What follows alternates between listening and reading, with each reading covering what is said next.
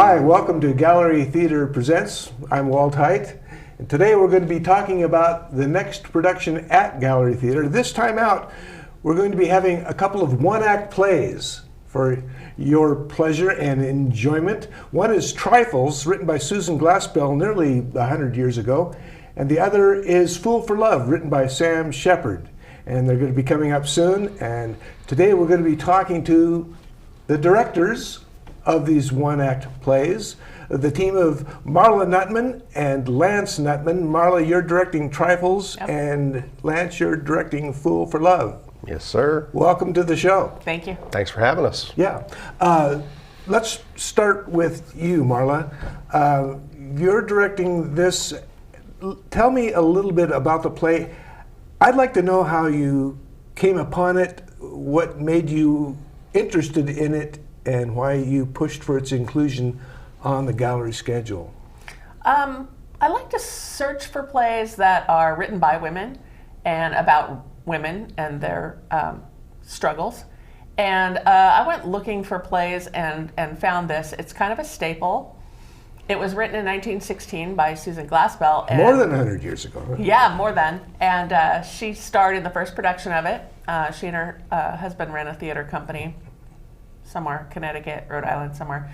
And they put on this play the first time. And it was based on a crime that she had covered when she was a reporter.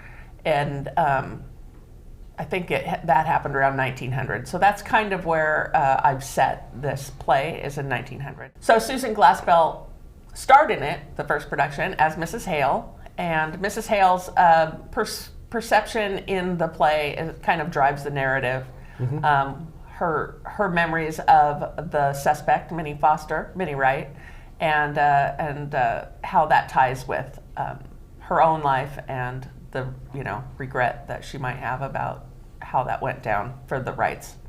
And my understanding is that this play is something of maybe a landmark case of plays that perhaps portray women in a less than traditional role versus men? I think so. When it first came out, it kind of challenged the mores at the time. But you see by watching it, a lot of it is very familiar. The way the men and the women interact, and it's familiar. It'll be familiar to people. The more things change, the more they stay the same. Mm-hmm. Okay.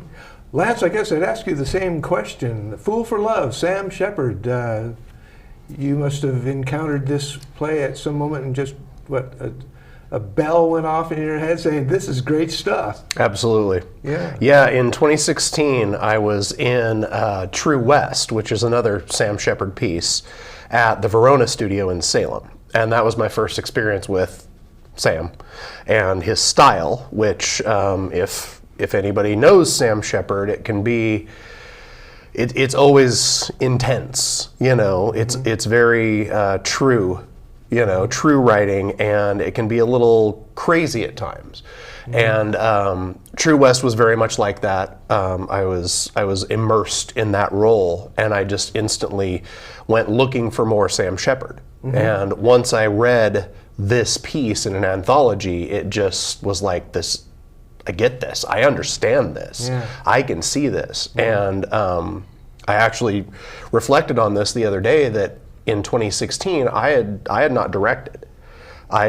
It wasn't even on my radar, honestly. And I just read the piece and thought, this is great, this is a cool piece. Yeah. And so here we are, however many years later, and mm-hmm. When they had spots in the season, Marla and I talked about, we could, these two one-acts that we both love, maybe we could throw them together and just have a night of theater, mm-hmm. of good story. And right. Yeah. I noted in looking at the script near the very beginning of it, as part of the stage directions or the synopsis of the play, that the word relentlessly is prominently displayed there. Yes.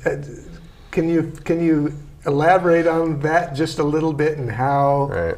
it makes sense that it's performed that way? In the beginning of the piece, Sam Shepard gives us 2 full pages of descriptions on these characters and the setting and the very specific visuals that he's setting up. And yes, one of the things he says is, this play is to be performed relentlessly. And that, to hear the words of the author giving you that prompt, you know, it's terrifying, you know, there's a standard you got to live up to, but it also is a great guidance of, look, I wrote this piece and this is where I want it to go. You know, it helps the piece in its emotion, you know, the emotion that we're conveying to the audience to go, okay, you're going to be swept up in this story with these characters, these 2 very damaged and passionate people, and you're coming along with us, whether you know, just hold on, because here we go. Right. So, and the audience doesn't really have much of an opportunity to come up for air. Not much.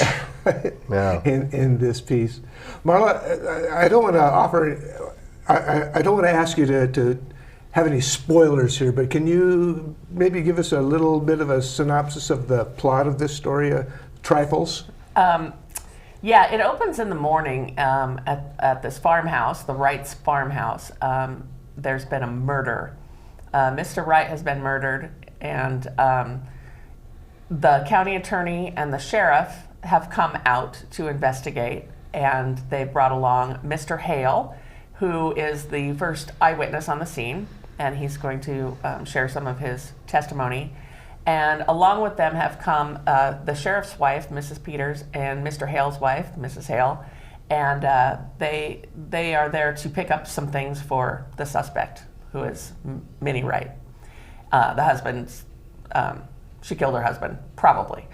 So they're looking for evidence to prove it and to make a case against her. And as the men look for the evidence, the women uncover the trifles of her life and put together the story of what happened. And they then have to decide, what are they going to do with this knowledge that they've gained? Lance, can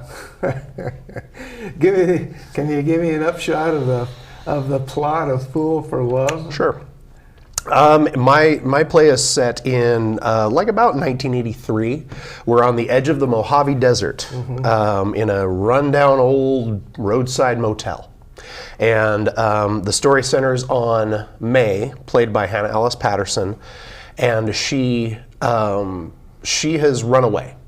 She has run away from a life that she did not like anymore. She's in a very bad relationship, a toxic relationship, and she's landed here. And Eddie, played by Remington Keogh, is pursuing her and always seems to find her. They know each other very well. They have a long history together, which we uncovered during the play.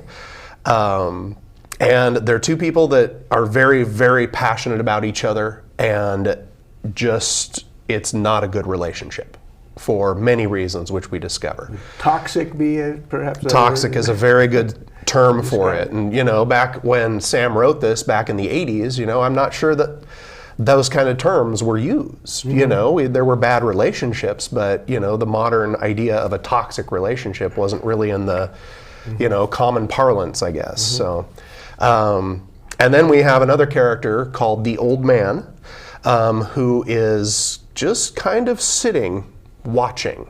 He's almost like, I'm referring to him kind of as a ghost, for lack of better term, but he represents the choices that we make and the choices that others make that impact our lives so much. And that character is played by Ed Shopes, who has been, you know, involved in gallery on the directing side for Novecento, and he also was Big Daddy in Cat on a Hot Tin Roof back in 2012, I want to say. Something like that, yeah. And then we have one more character who is actually played by 2 actors, Joseph Hunter, who is a local McMinnville fella, new to our theater, and Connor French, we had to kind of double cast that because of availability. But they play Martin independently, different weekends. They play Martin, who is a character that comes into this situation and just is kind of the audience's lens. Like, oh, okay, this is pretty silly. This is pretty wacky, you know. And he's not really a comedic character, but he brings that levity that we need of going, what's going on around here, you know? So, well, as part of your description, you introduced us to the people who are going to be playing these characters. Marla, who's in your cast? We have the amazing Holly Spencer will be playing Mrs. Hale, and Beth Sobo-Turk as Mrs. Peters. They carry the show. They're just amazing. And then our county attorney is Reese Madden, and gallery regular Sean Keller will be playing the sheriff, and this guy called Lance Nutman will be playing Mr. Hale, and you might have heard of him. And name sounds familiar. yeah, and then we have another addition to this that's not in the original play.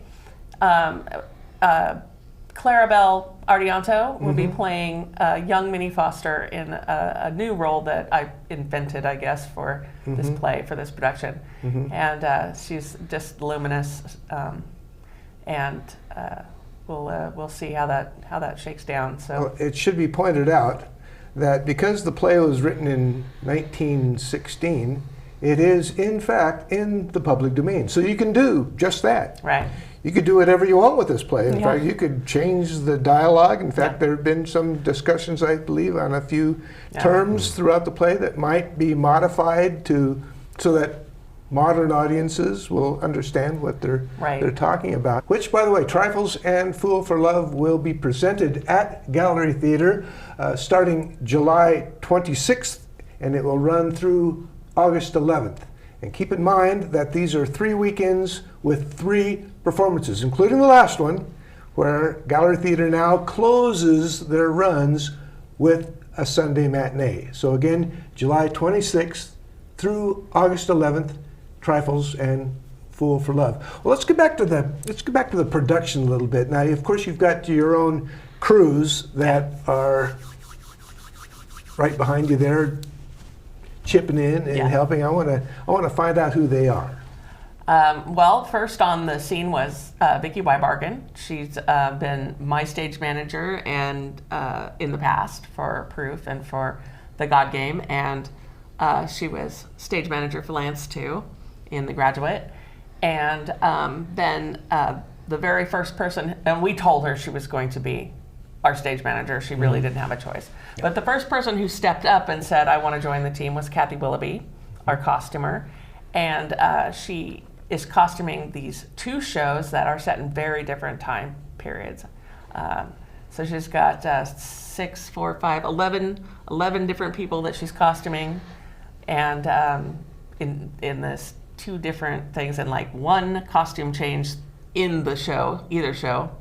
So she's fabulous. So I think she's having a great time shopping for these 2 different shows. And then the next person is our own Walt Height, who is our assistant director for both of us. Thank you, Walt. Great. And so then we have tech, lighting. So we have Jason Alexander is our light designer. He's worked on several Gallery Theater shows, so we're glad to have him on board for us. I don't think he often does a lot of stuff in the arena, so he was up to the, kind of some new challenges, and especially with some tech, interesting tech that we're both putting into our shows. I am sound designing for both shows.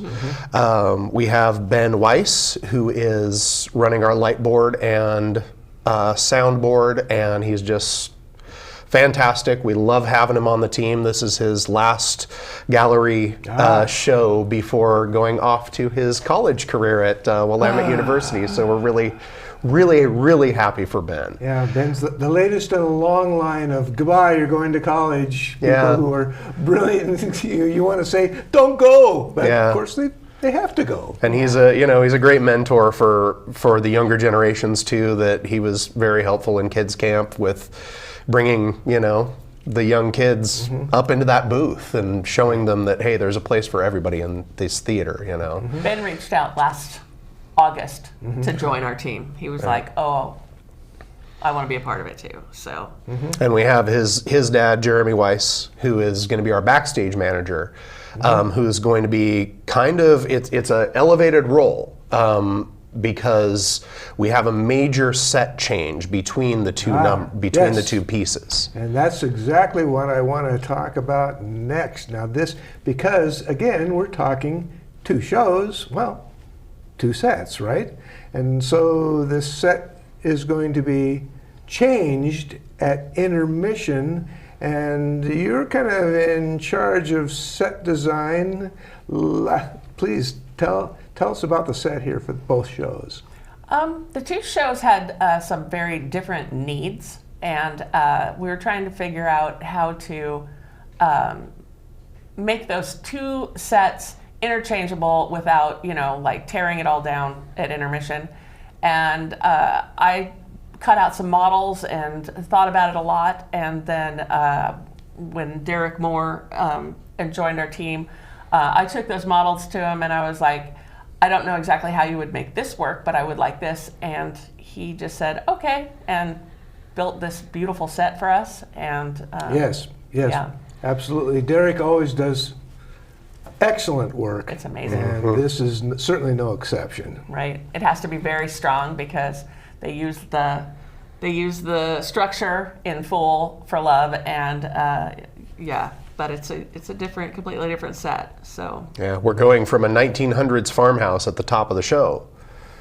Intermission, it all goes away, and in comes a 1983 motel. So it's quite a transformation. It was an aging motel.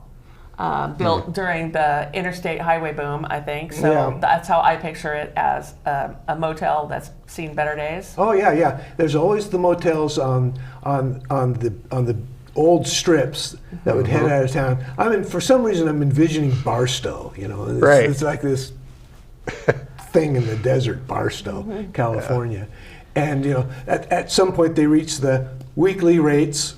Yep. Free TV.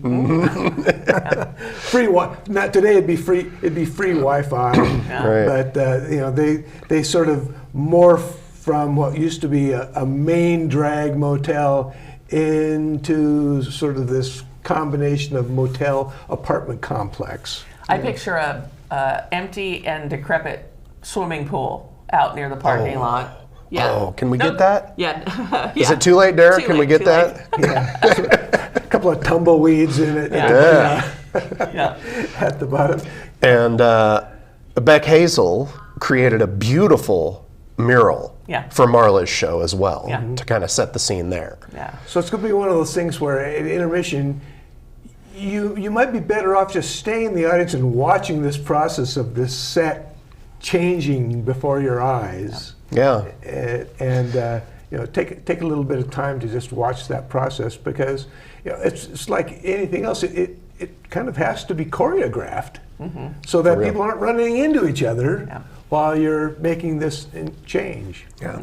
I've been part of several shows where the set changes are, because nobody likes a set change. It's the lights go down and you can hear everything going on, and it can be frustrating at times. And I've been part of many shows where the set change is part of the show. Yeah. A great example, which I think kind of gave us some inspiration, was Harvey at Gallery Theater. And the transformation that happened there was like, oh, what can we do there? That opens some doors. Right.